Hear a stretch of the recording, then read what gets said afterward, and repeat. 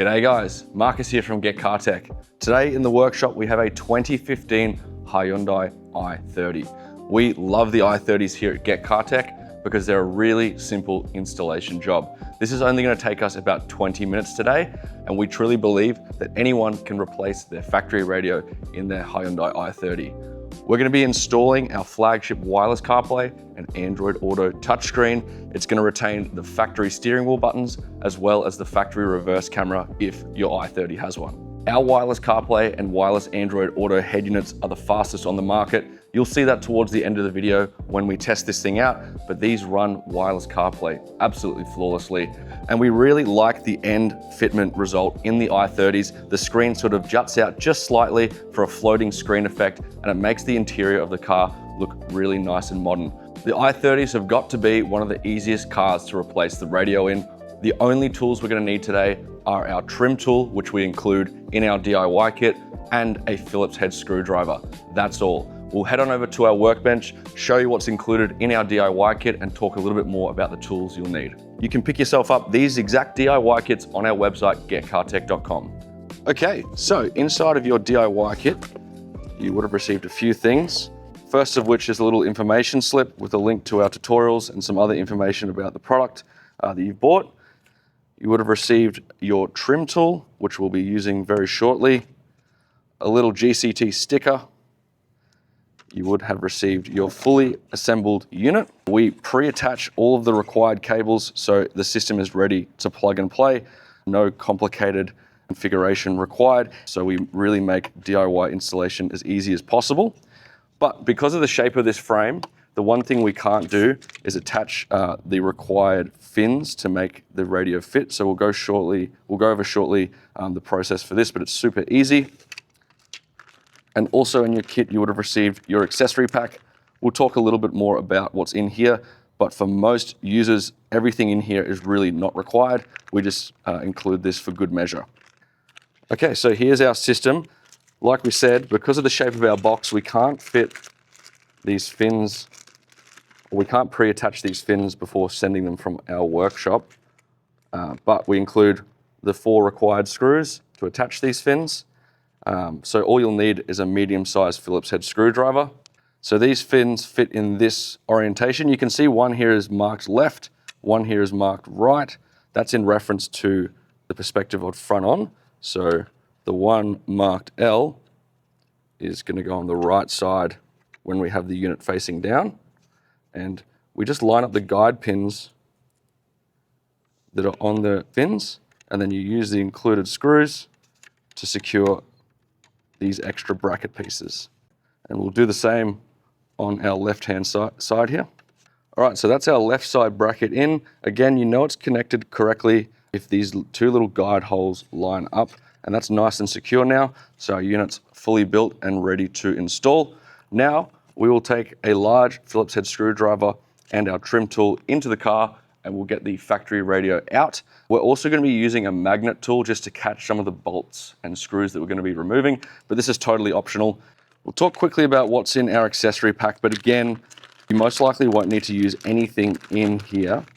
But what we do include is an external microphone. This is an optional installation. If you do want to install it, you can install it in the car's A-pillar. We have plenty of other videos on our YouTube channel showing you how to install these, but with our new systems, we've upgraded the internal microphone to the point where we don't think installation of this particular external mic is required anymore. The phone call quality is good enough from the internal mic in the unit. We also have a generic USB input cable. This is only required if your factory USB input is faulty, because this harness will retain the factory USB input behind the gear stick. So this won't be required in most cases, but we still include it in case you do need it.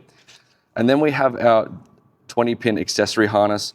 There's some audio outs, some auxiliary ins, a microphone input in the case that you have an aftermarket sound system or an amplifier or sub in your i30, but most people this won't apply to, so we don't need to install this either.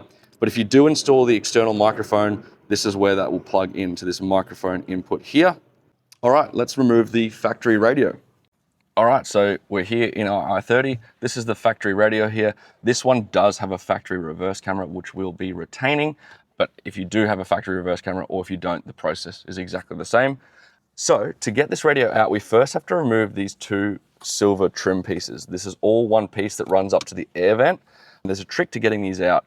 Basically, with our trim tool, you want to sneak one end under, but where the silver piece meets the black piece. And if you sneak your trim tool under, and then sort of, once it's dislodged like that, then you sort of pull upwards with the leverage of your trim tool. And then you sort of slowly work it. And then ultimately you're trying to pull this trim piece backwards. That's how it will get dislodged. So while I'm getting a bit of clearance with my trim tool, at the same time, I'm pulling backwards. And then you can hear those clips starting to release. We just work our way from bottom to top. And then that whole piece will come out as one. That's the easiest way to get these out. We learned that after doing countless i30s. So again, the trick is here, you basically want to create a little bit of gap between where the black trim meets the silver. So you use your trim tool and then pull upwards. And then see how that's sort of dislodged in the upwards direction. Now all we do is pull it as one, making sure not to stress any one piece of this trim. And as you pull, this whole thing will come out as one, and we can place this in the back seat out of harm's way. Now on this right side, when I was pulling that trim piece out, I dislodged the trim piece below it. If that happens to you, all you do is line it up and click it in. Great, with those two pieces out, we reveal all of the bolts that we need to remove to get out our factory radio. So we're gonna have to remove the ones attached to the climate control panel and the two either side of the radio itself. So in total, we'll be removing 8 screws to get this whole radio and climate control piece out. And just make sure you separate the screws that come out of the climate panel and the ones that come out of the radio, because they are different. So using our Phillips head, just unscrew each one. And we're gonna use our magnet tool here just to catch the bolts easily. And we're gonna store the climate control ones in the front cup holder and the radio ones in the back cup holder, just so we separate them. We'll skip ahead to when all 8 bolts are removed, and we'll show you how to remove the radio. All right, so with all 8 bolts out, we can now remove firstly the climate control panel, because this has to move out of the way before the radio will come out. So just sort of pull towards the back of the car from the bottom, and it may take a little bit of elbow grease to get out, but that'll just unclip, and then we can just leave that hanging. We don't need to disconnect it. We just need it out of the way so that these 2 plastic tabs can freely pass. And now with that climate control out of the way, we can just grab the radio here, give it a light tug, and that'll dislodge as well. Now on the back here, there's only 3 connectors that we need to remove. The first is our radio antenna cable. We can remove that very easily just by pulling. And then we have our 2 main power plugs. These can be a little bit of a pain to remove on the i30s, but the trick is when you're pressing the tab to release them, make sure you're also putting forward force into the connector. And then once the tab is pressed, then you can pull. If you try and pull before you press the tab, these connectors get stuck. So make sure you push forward first, engage the tab, and then pull. Great. That's our factory radio out in less than 5 minutes. All right, great. How easy was that? Now, the fun part, we can plug in our new radio, and the only connectors we need to worry about are the 3 that we removed from the factory radio. So this is super easy. There are 2 auxiliary input cables on the back of our harness. You can retain the factory auxiliary input, which is down here. That's really old school, and we find that most people don't really care about an auxiliary input. So these 2 cables are going to remain unplugged. But our other 2 cables, what we'll do here is we can safely rest our radio somewhere here while we make these connections. We can start with our radio antenna cable. All we do is we plug that into the circular green port on the back of our aftermarket system and give that a nice push in. And then these 2 connectors are keyed, so you really can't get this part wrong, but just visually line up these 2 connectors. You can see this one has more thick pins and this one has more thin pins. So this one here with the more thin pins will go in the left-hand side of the connector. We want to push that in until we hear it click, and same with the right-hand side. Perfect. Now, because of the way this radio fits in, we are going to have to attach at least one screw to hold the system in while we test it. So we're going to grab one of the screws that came out of our radio, and we're quickly just going to attach that screw to this side here, just so the radio doesn't drop. All right, so we've attached one screw. That's more than enough to keep our radio steady while we start the testing phase. So let's turn this thing on for the first time. We're just going to turn the car's ignition all the way on until the dash lights up. And we can see there that beautiful Hyundai boot logo. And then, first good sign is that the system booted, obviously. And then the second good sign is that when we touch the screen, we can hear a beep noise, which means our audio is working as expected. Now we're quickly going to turn off this beep feature because it's very annoying, but it is good for initial testing. So if we go into settings, general, and key tone, we're going to untick that. So now when we touch the screen, we don't have any beeps, which is great. Let's test the radio reception. Our workshop's a bit of a Faraday cage, so we might not get the clearest reception, but we just want to make sure we're hearing some radio reception. So we'll scroll to a local station and just confirm that we can get some reception. Again, it's not going to sound fantastic just because we're in a big metal shed, but we can hear that radio reception's working beautifully. Great, so the radio's working. Now we're going to quickly program our steering wheel buttons. So we can't program these from our factory because they need to be programmed in the car. So we'll quickly map all of our steering wheel buttons and then we'll show you wireless CarPlay. So if we come across to settings, everything else is configured out of the box, but we're going to come down to system and then SWC learning. That means steering wheel control learning. And inside of our interface, we're going to first change our resistance to low. And all we're doing here is mapping all of our buttons to a function that we want to map it to. So you can technically customize all the steering wheel buttons if you want to, but we're just going to make every button do what it says it does. So the way that we do this is we press a function that we want to map, for example, volume down, and then we hold the volume down button for 3 seconds. And once it goes green, that function's mapped for good. And we'll map our skip track buttons.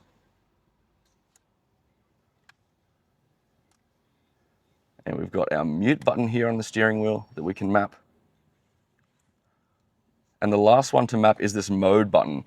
So mode doesn't really relate to any functions on our system. We like to map this to pause and play, or you can map it to the Siri function as well. We're going to do pause and play for this car, but feel free to map the mode button to whatever function you want to map.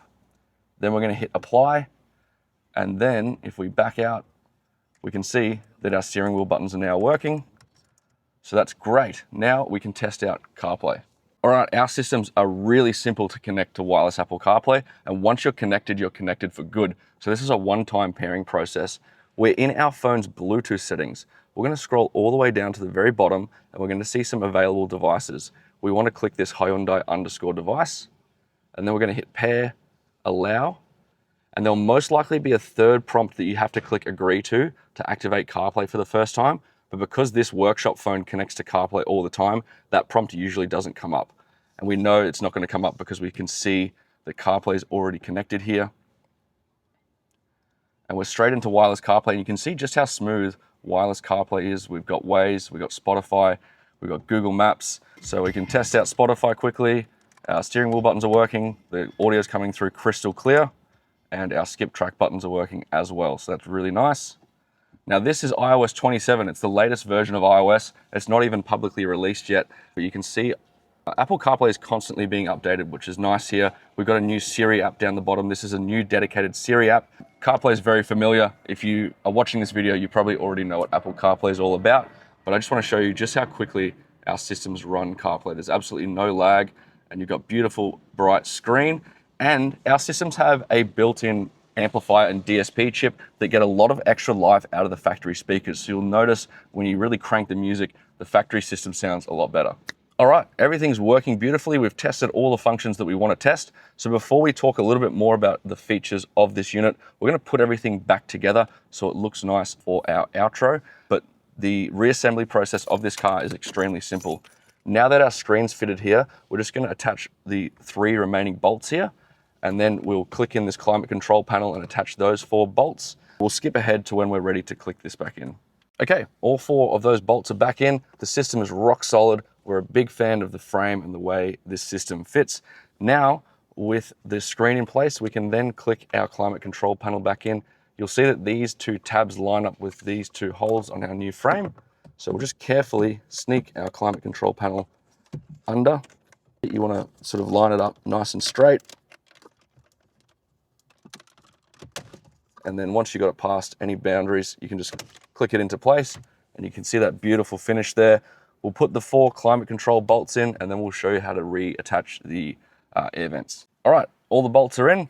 Let's reattach our air vent pieces. So you sort of have to insert them on a little bit of an angle just because of our new larger screen here. But once you sort of sneak it past this piece here, they will fit in their original spot without having to move anything. So it's just a little bit of a trick to getting it to fit.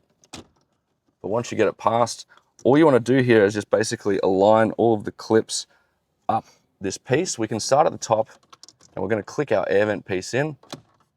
Beautiful. And then down here, we can finish it off. When you're reattaching this piece here, you just want to make sure you're pushing it towards the black side of the trim and then clicking it forwards. And we can see that fits beautifully. Same thing here on the right-hand side. We just have to sneak it past the indicator.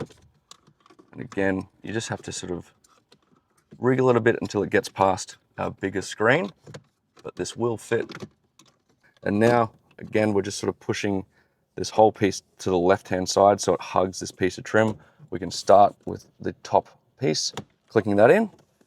And then down here, we just want to make sure, again, we're clicking everything in and it's all aligned, and then finishing it off down here like that.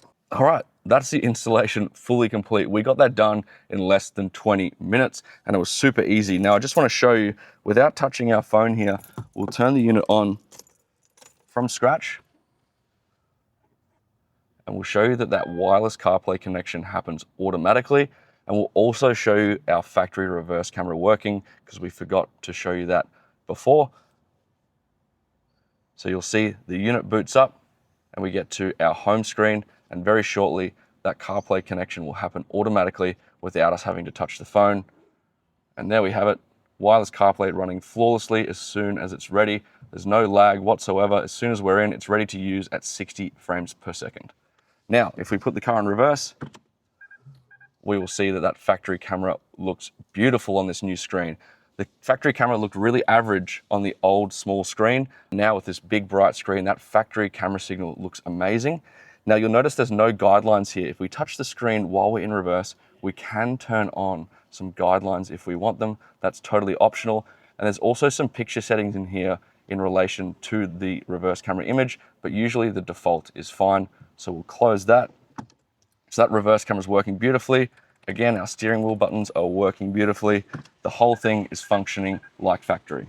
Now, we did want to demonstrate that the factory USB port works for charging and for wired CarPlay, but unfortunately we've just discovered that this customer's USB port is completely buggered.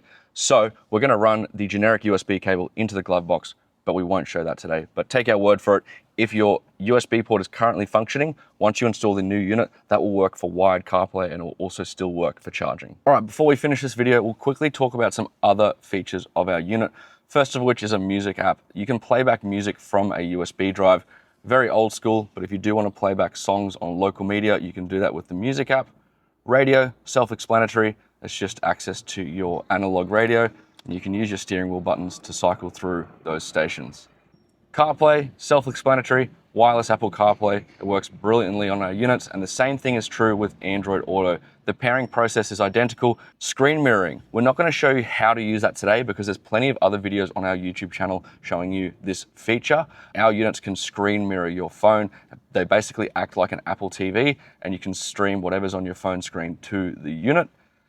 We've also got a basic Bluetooth app, a basic video playback app. So again, if you plug in a USB drive with some video files, you can play back movies and other video files. We've also got a generic audio visual in case you install a front camera or a dash camera, and you'll be able to view it in our system, but we won't cover that today. Inside of our settings as well, we got some sound adjustment settings. Our units have a 12-band DSP, so you can really get creative with how it sounds.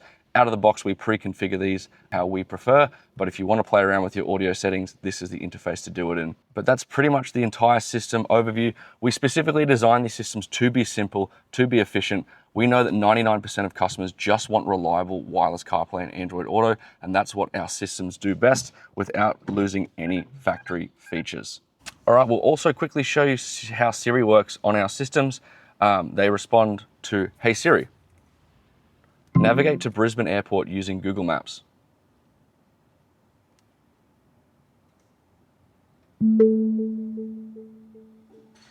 Which Brisbane Airport location would you like to navigate to?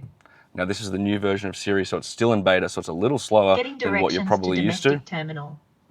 But it still 100% works, and it communicates with all of the apps inside of CarPlay. So it's really handy if you're driving, you do not need to touch the system. All right, there you have it guys. In under half an hour, we've completely installed our wireless CarPlay system into this Hyundai i30, and you can do the exact same thing with our DIY kit. These are available on our website, getcartech.com. We ship these DIY kits from our workshop in Australia, so we make sure the unit's pre-assembled for ease of installation. You can buy this kit and follow along this video, and it'll take you less than half an hour to completely transform the interior of your i30. Thanks for watching this video, guys, and we'll see you in the next one.